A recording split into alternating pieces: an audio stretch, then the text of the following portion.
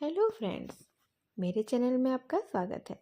आज मैं आप सबके लिए लेकर आई हूँ एक बेहद ही लोकप्रिय लेखक मुंशी प्रेमचंद जी के कहानियों के बहुत ही अच्छे संकलन में से एक बेहद ही दिलचस्प कहानी जिसका शीर्षक है समस्या।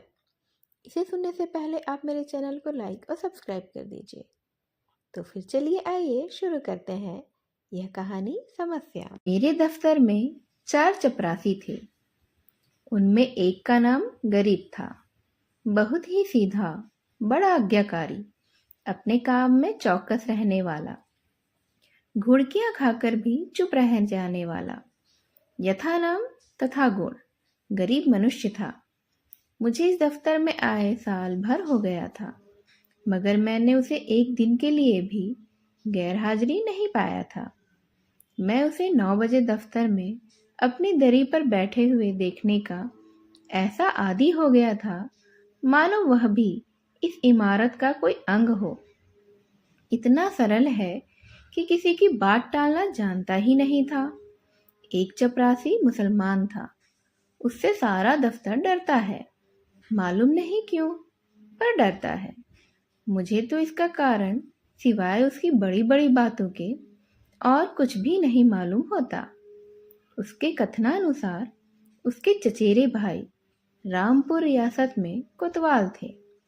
उसे सर्वसम्मति ने काजी साहेब की उपाधि दे रखी थी। शेष तो महाशय जाति के ब्राह्मण थे।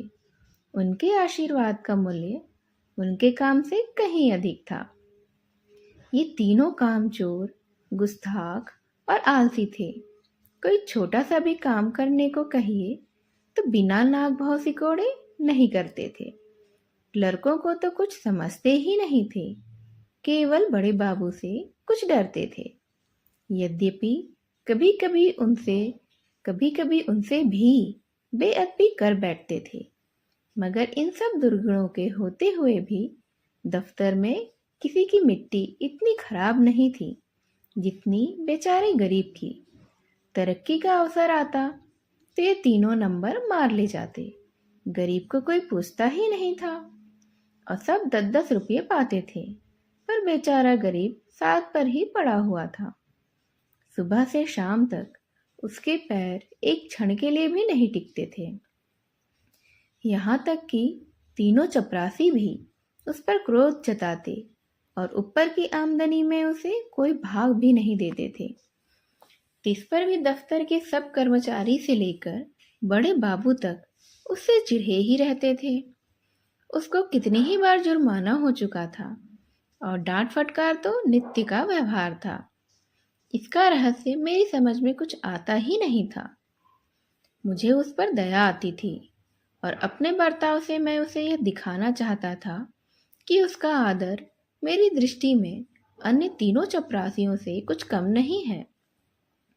यहाँ तक कि कई बार मैं उसके पीछे कर्मचारियों से लड़ भी चुका था।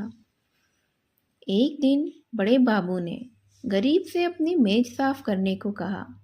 वह तुरंत ही मेज साफ करने लगा। देवयोग से झाड़न का झटका लगा तो दवात उलट गई और रोशनाई पूरे मेज पर फैल गई। बड़े बाबू यह देखते ही अपने जामे से बाहर हो गए। उसके दोनों कान पकड़कर खूब बैठे और भारतवर्ष की सभी प्रचलित भाषाओं से दुर्वचन चुन चुन कर उसे सुनाने लगे। बेचारा गरीब आंखों में आंसू भरे चुपचाप मूर्तिवत सुनता था, मानो उसने कोई हत्या ही कर डाली हो। मुझे बड़े बाबू का जरा सा भी बात पर इतना भयंकर रौद्र रूप धारण करना बुरा मालूम हुआ। यदि किसी दूसरे चपरासी ने उससे भी बड़ा अपराध किया होता तो भी उस पर इतना कठोर वज्र प्रहार तो ना होता। मैंने अंग्रेजी में कहा, बाबू साहब, ये अन्याय कर रहे हैं। उसने जानबूझकर तो रोशनाई गिराई नहीं है। इसका इतना कड़ा दंड देना अनौचित्य की पराकाष्ठा है। बाबूजी ने नम्रता से कहा, आप इसे जानते नहीं, यह बड़ा दुष्ट है। मैं तो इसकी कोई दुष्टता नहीं देखता। आप अभी से जाने नहीं, यह बड़ा पाजी है। इसके घर में 2 हलों की खेती होती है। हजारों का लेन देन करता है, कई भैंसें लगती हैं। इन बातों का इसे घमंड है। घर की दशा ऐसी ही होती तो आपके यहाँ चपरासीगिरी भला क्यों करता? बड़े बाबू ने गंभीर भाव से कहा। विश्वास मानिए, बड़ा पोढ़ा आदमी है और बला का मक्खी चूस है। यदि ऐसा ही है तो भी कोई अपराध तो नहीं है। अभी आप यहाँ कुछ दिन और रहिए तो आपको मालूम हो जाएगा कि यह कितना कमीना आदमी है। एक दूसरे महाशय बोल उठे। भाई साहब, इसके घर मनो दूध होता है, मनो ज्वार चना मटर होती है, लेकिन इसकी कभी इतनी हिम्मत नहीं होती कि थोड़ा सा दफ्तर वालों को भी दे दे। यहाँ इन चीज़ों के लिए तरस तरस कर हम रह जाते हैं। तो फिर क्यों ना जी जले, और ये सब कुछ इसी नौकरी की बदौलत हुआ है, नहीं तो पहले इसके घर में भुनी भांग तक न थी। बड़े बाबू सकुचा कर बोले, यह कोई बात नहीं, उसकी चीज है, चाहे किसी को दे या ना दे। मैं इसका मर्म कुछ कुछ समझ चुका था और मैं सोच भी रहा था कि ये सब ये क्या कह रहे हैं। फिर मैं बोला, यदि ऐसे तुच्छ हृदय का आदमी है तो वास्तव में पशु ही है। मैं तो यह नहीं जानता था। अब बड़े बाबू भी खुले, थोड़ा संकोच दूर हुआ।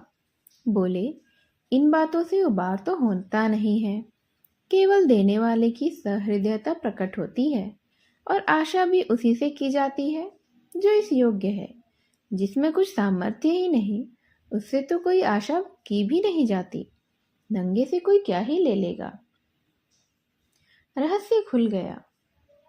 बड़े बाबू ने सरल भाव से सारी अवस्था दर्शा दी। समृद्धि के शत्रु सब होते हैं, छोटे ही नहीं बड़े भी होते हैं। हमारी ससुराल या ननिहाल दरिद्र हो तो हम उससे कोई आशा नहीं रखते हैं, कदाचित हम उसे भूल जाते हैं, किंतु वे सामर्थ्यवान होकर हमें न पूछें, हमारे यहाँ तीज और चौथ न भेजें तो हमारे कलेजे पर सांप लौटने लगता है। हम अपने किसी निर्धन मित्र के पास जाएं तो उसके एक बड़े पान ही पर संतुष्ट हो जाते हैं, पर ऐसा कौन मनुष्य है जो किसी धनी मित्र के घर से बिना जलपान किए हुए लौटे और सदा के लिए उसका तिरस्कार न करने लगे।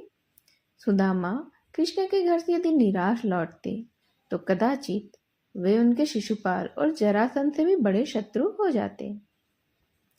कई दिन पीछे मैंने गरीब से पूछा, क्यों जी, तुम्हारे घर कुछ खेती बाड़ी होती है? गरीब ने बेहद दीन भाव से कहा, हाँ सरकार, होती है। आपके 2 गुलाम हैं, वही करते हैं। मैंने पूछा, गाय भैंसे लगती हैं? हाँ हुजूर, 2 भैंसे लगती हैं। गाय अभी गाभिन है। आप लोगों की दया से पेट की रोटियां तो चल जाती हैं। दफ्तर के बाबू लोगों को भी कभी कुछ खातिर करते हो क्या?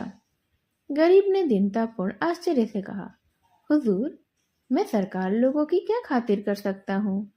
खेती में जौ चना मक्का ज्वार घास पात के सिवा और क्या होता है? आप लोग तो राजा हैं, ये मोटी छोटी चीजें किस मुंह से आपको भेंट करूं? जी डरता है कि कहीं कोई डांट न बैठे कि टके से आदमी की इतनी मजाल। इसी मारे बाबूजी कभी हियाव नहीं पड़ता, नहीं तो दूध दही की कौन भी साथ थी। मुंह के लायक बीड़ा तो होना चाहिए।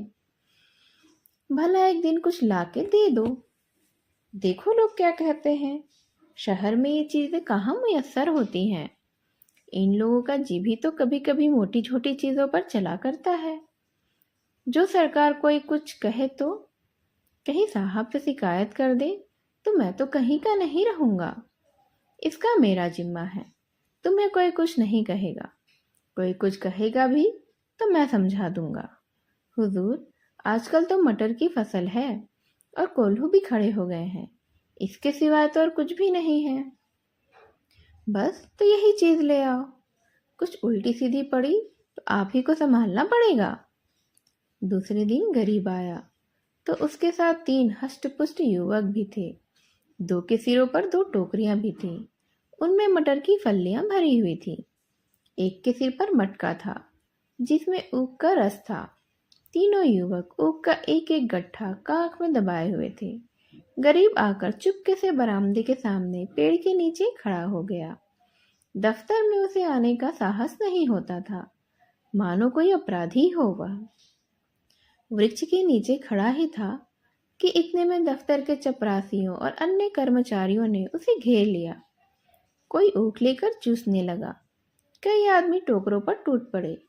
इतने में बड़े बाबू भी दफ्तर आ पहुंचे थे। यह कौतुक देखकर उच्च स्वर से बोले, यह क्या भीड़ लगा रखी है? चलो अपना अपना काम देखो। मैंने जाकर उनके कान में कहा, गरीब अपने घर से यह सौगात लाया है, कुछ आप लीजिए, कुछ हम लोगों को बांट दीजिए। बड़े बाबू ने कृत्रिम क्रोध धारण करके कहा, क्यों गरीब, तुम यह चीजें यहाँ क्यों लाए हो? अभी लौटा ले जाओ, नहीं तो मैं अभी बड़े साहब से कह दूंगा। क्या हम लोगों को मरभूख समझ लिया है? गरीब का तो रंग उड़ गया, थर थर कांपने लगा। मुंह से एक शब्द भी नहीं निकला। मेरी ओर अपराधी नेत्रों से ताकने लगा। मैंने अपने ओर से क्षमा प्रार्थना की। बहुत कहने सुनने पर बाबू साहब राजी हो गए। अब चीजों में से आधी अपने घर भिजवाई, आधी में अन्य लोगों के हिस्से लग गए। इस प्रकार यह अभिनय तो समाप्त हो गया। अब दफ्तर में गरीब का मान होने लगा। उसे नित्य घुड़कियां नहीं मिलती थी, दिन भर दौड़ना नहीं पड़ता था, कर्मचारियों के व्यंग और अपने सहवर्गियों के कटु वाक्य भी सुनने नहीं पड़ते थे। चपरासी लोग स्वयं उसका काम कर देते। उसके नाम में थोड़ा सा परिवर्तन हुआ। वह अब गरीब से गरीब दास बन गया। स्वभाव में भी कुछ तब्दीली पैदा हुई। दीनता की जगह आत्मगौरव का उद्भव हुआ।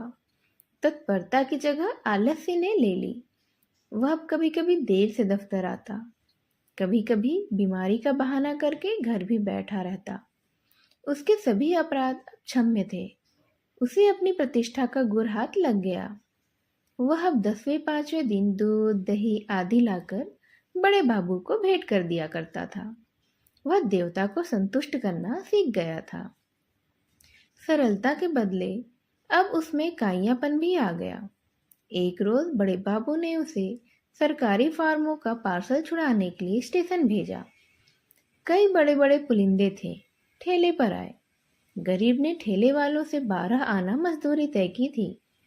जब कागज दफ्तर में पहुंच गए तो उसने बाबू से 12 आने पैसे ठेले वाले को देने के लिए वसूल किए। लेकिन दफ्तर से कुछ दूर पर जाकर उसकी नीयत बदल गई। अपनी दस्तूरी मांगने लगा। ठेला वाला राजी ही नहीं हुआ। इस पर गरीब ने बिगड़कर सब पैसे जेब में रख लिए और धमका कर बोला, अब एक फूटी कौड़ी भी नहीं दूंगा। जाओ जहां चाहे वहां फरियाद कर लो। देखे हमारा तुम क्या बिगाड़ लेते हो। ठेले वाले ने जब देखा कि भेंट न देने से जमा ही गायब हुई जाती है, तो रोध होकर 4 आने पैसे देने को राजी हो गया। गरीब ने अठन्नी उसके हवाले की और 12 आने की रसीद लिखवाकर उसके अंगूठे का निशान लगवाए और रसीद दफ्तर में दाखिल हो गई। वह कौतूहल देखकर तो मैं दंग रह गया।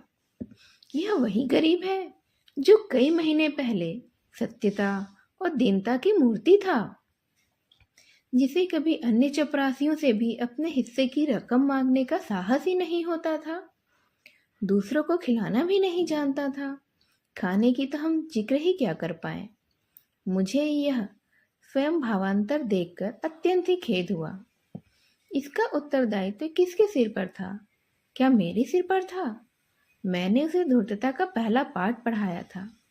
मेरे चित्त में प्रश्न उठा, इस काइयापन से जो दूसरों का गला दबाता है, वह भोलापन क्या बुरा था जो दूसरों का अन्याय सह लेता था? वह अशुभ मुहूर्त था जब मैंने उसे प्रतिष्ठा प्राप्ति का वह मार्ग दिखाया था, क्योंकि वास्तव में वह उसके पतन का ही भयंकर मार्ग था। मैंने बाह्य प्रतिष्ठा पर उसकी आत्म प्रतिष्ठा का बलिदान कर दिया था।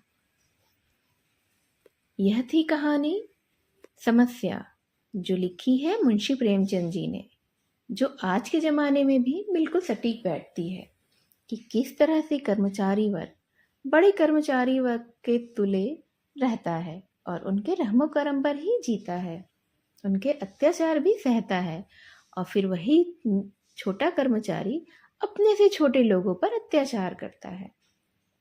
मेरी इस कहानी को ध्यान से सुनने के लिए आप सभी का धन्यवाद। नमस्कार।